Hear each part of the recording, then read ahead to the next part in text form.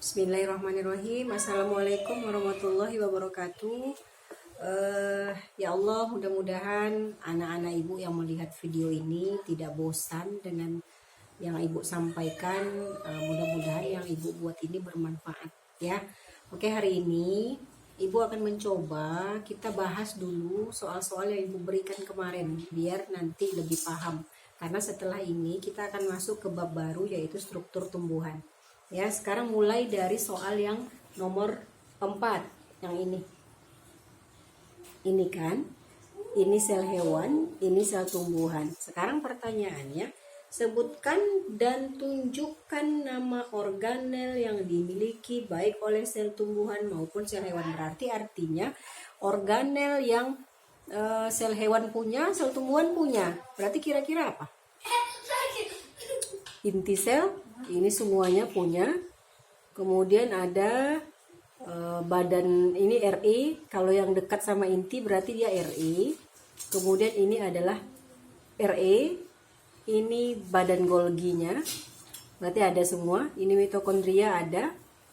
Kemudian apa lagi? Ini membran sel ada semua. Kalau dinding sel hanya tumbuhan saja.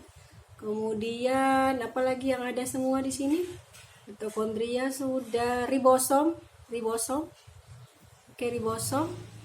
Kemudian apalagi? Kalau vakuola nanti ini hanya besar pada tumbuhan saja. Oke, ibu rasa itu ya yang penting ya.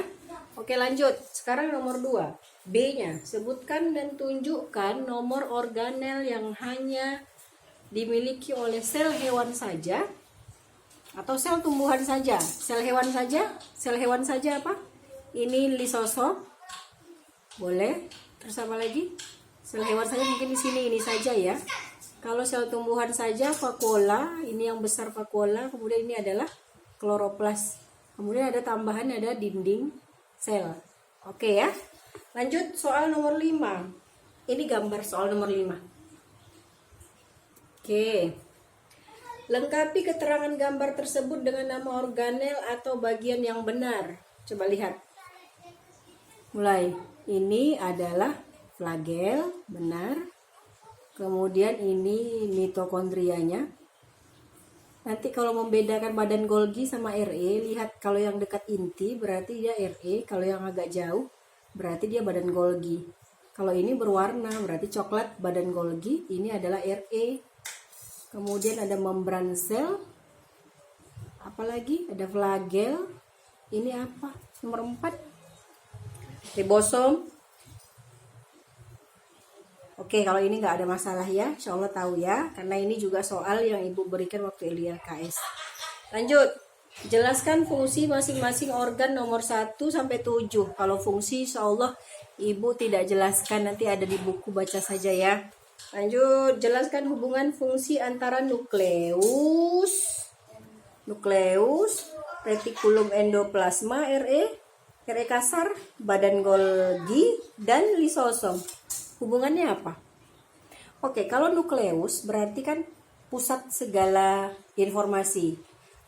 Sel bisa bekerja kalau ada arahan dari nukleus. Nah, kalau misalnya 4 ini, fungsinya misalnya nukleus ini akan menyuruh sel membuat protein. Nah, yang membuat protein ini adalah ribosom yang ada di RE kasar. Setelah ribosom protein terbentuk oleh ribosom di RE kasar, maka dibawa ke badan Golgi. Golgi akan membuat sesuatu yang kita butuhkan. Misalnya dia hanya membuat lisosom. Berarti bahan baku lisosom yang dibuat. Nah, kemudian setelah dibuat lisosom, terbentuklah lisosom. Mana lisosom? Terbentuklah lisosom. Ini hubungannya. Berarti kalau mudahnya adalah ini nukleus adalah otaknya. Kemudian RE kasar pabrik bahan baku. Kemudian Golgi itu pabrik yang sudah jadi. Misalnya kita mau membuat kursi model L, berarti itu adalah kerjaan dari Golgi. Ya. Kemudian lisosom adalah produknya. Lanjut nomor 3, jelaskan hubungan fungsi. Oke, sudah. Pertanyaan ini. soal ini. Oke, ini apa pertanyaannya? Lengkapi nama bagian nomor 1 sampai 6. 1, fosfolipid. Benar. 2, ini karena dia berikatan sama fosfolipid namanya glikolipid. Kemudian ini integral. Ini kolesterol. Ini glikoprotein. Benar. Kemudian ini karbohidrat. Sekarang pertanyaannya, bagian mana yang digunakan untuk membedakan sel satu? Bagian mana yang dapat digunakan untuk membedakan sel satu dengan sel lainnya? Bagian membran sel mungkin ya. Kalau ini satu sel, kemudian ada sel yang lain dipisahkan oleh membran sel. Kemudian nomor berapa yang disebut sebagai protein perifer dan integral? Di gambar ini yang nampak protein integral nih. Kalau perifer berarti sebagian. Kalau kita tengok mungkin yang ini kali ya, kita nggak kelihatan ya. Lanjut, jelaskan fungsi membran. Oke, kalau fungsi cari sendiri. Lanjut, gambar ini. Ini isotonis, ini hipo, ini hiper. Ini lisis, ini krenasi. Ini plasmolisis, ini plasmolisis, ini turgid. Ya. Jelaskan bagaimana keadaan larutan 1 sudah, apa yang terjadi dengan gambar 1, 2, 1, 2, kemudian dan 3. Oke, 1 isotonis berarti selnya sedang baik-baik saja, kemudian ke hipotonis selnya lisis, kemudian dia masuk ke hipertonis berarti krenasi. Jelaskan yang terjadi keadaan sel 2 dan 5. 2 dan 5, 2 sama 5, kemudian 3 dan 6. 3 dan 6. Oke, ini waktu ada soal dari pertanyaan siswa, Ibu sudah jawab ini ya. Berarti kalau misalnya dia hipotonis, air masuk ke dalam sini, kemudian mengembang dan akhirnya pecah. Ini masuk juga mengembang karena dia punya dinding sel, hanya turgid saja. Kalau ini masuk ke dalam hipertonis, air dalam sel ditarik keluar sehingga dia mengkerut. Kalau ini juga dia mengkerut. Oke ya. Terakhir, soal ini.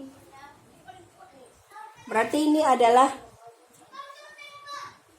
difusi apa osmosis? Osmosis. Kemudian ini difusi, ini difusi terfasilitasi, ini transport aktif, pompa ion kalium.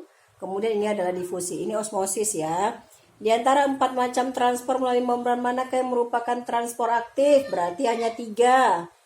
Oke ya, transport pasif 1, 2, dan 3. Jelaskan perbedaan transport 1 dan 4. 1 dan 4. Kalau 4 ini berarti perbedaan konsentrasi.